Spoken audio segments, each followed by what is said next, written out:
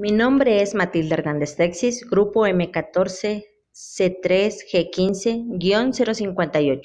Facilitador Nancy Graciela Vivero Moreno.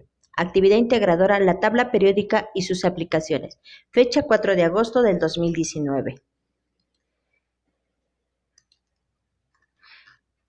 En la segunda diapositiva tenemos una imagen de la tabla periódica en la que indica su división por familias o grupos de los elementos químicos. Existen 18 grupos numerados desde el 1 al 18. Los elementos situados en dos filas y fuera de la tabla pertenecen al grupo 3. En un grupo las propiedades químicas son similares porque todos los elementos del grupo tienen el mismo número de electrones en su última o últimas capas.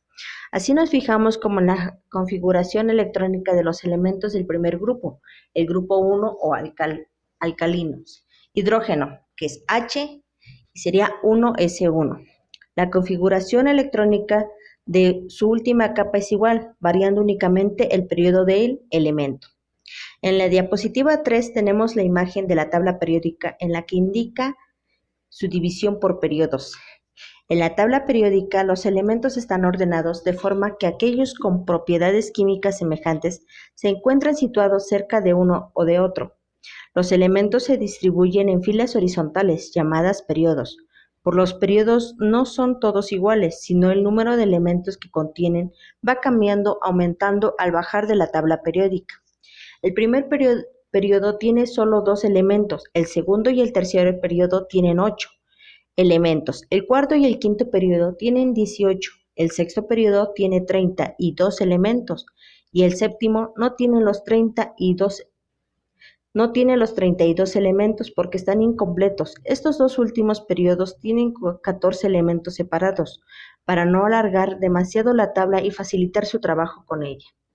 El periodo que ocupa un elemento coincide con su última capa electrónica, es decir, un elemento con 5 capas electrónicas estará en el quinto periodo. El hierro, por ejemplo, pertenece al cuarto periodo, ya que tiene 4 capas electrónicas. En la diapositiva 4 indica las clasificaciones de los elementos por número atómico. El número atómico es el número total de protones en el núcleo del átomo. Suelen representarse con la letra Z. Los átomos de diferentes elementos tienen diferentes números de electrones y protones. Un átomo es un estado natural en neutro y tiene algún igual número de electrones y protones.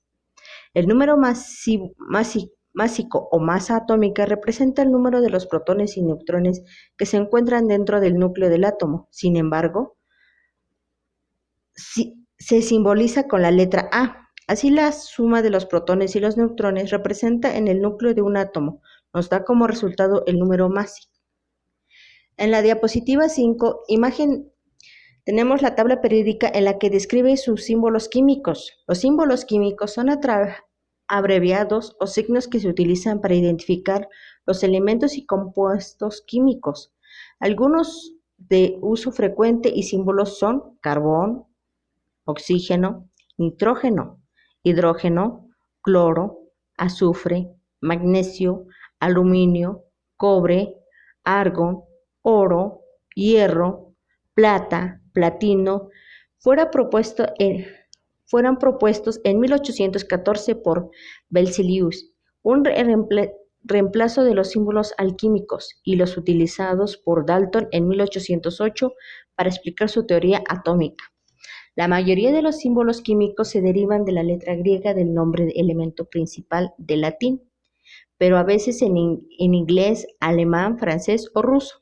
La primera letra del símbolo se escribe con mayúscula y la segunda, si la hay, con minúscula. El símbolo suele representar un átomo del elemento en una molécula u otra especie química. Sin embargo, los átomos tienen la masa fija denominada masa atómica relativa, por lo que también representa un mol.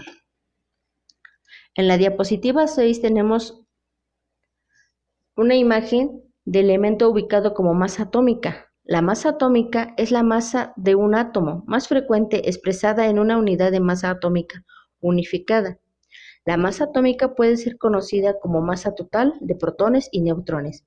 pues la masa de los electrones y el átomo es prácticamente despreciable en un solo átomo. Cuando el átomo no tiene movimiento, los compuestos orgánicos contienen átomos de carbono e hidrógeno en combinación con un poco de átomo más, como el oxígeno, nitrógeno o azufre, las innumerables posibilidades de las disposiciones espaciales de los átomos,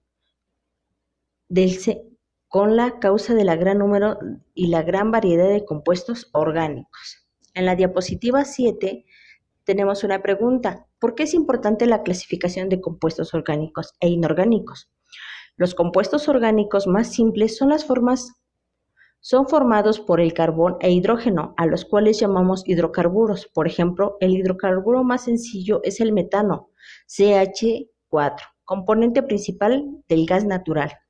Por otro lado, también existen compuestos sencillos del carbono, como los óxidos, CO2 y CO, los carbonatos y los cianuros, que por sus propiedades se estudian como compuestos inorgánicos. Tomando en cuenta la mención anterior, se puede explicar el origen de ciertas ramas de la llamada química orgánica, la cual se puede considerar como aquellos que estudian las propuestas del carbono. Sin embargo, esta vez solo veremos las características que distinguen y diferencian a los compuestos orgánicos e inorgánicos.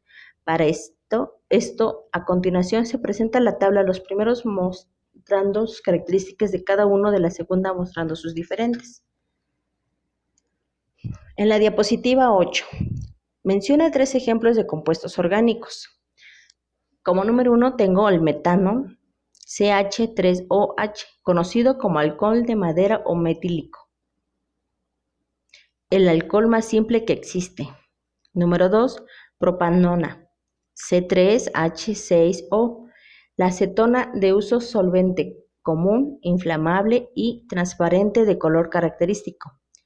3, acetilino, C2H2, llamado también etino, es un gas alquino llamado ligero que al aire e incoloro, muy inflamable. Menciona 3 compuestos inorgánicos: cloruro de sodio, NaCl,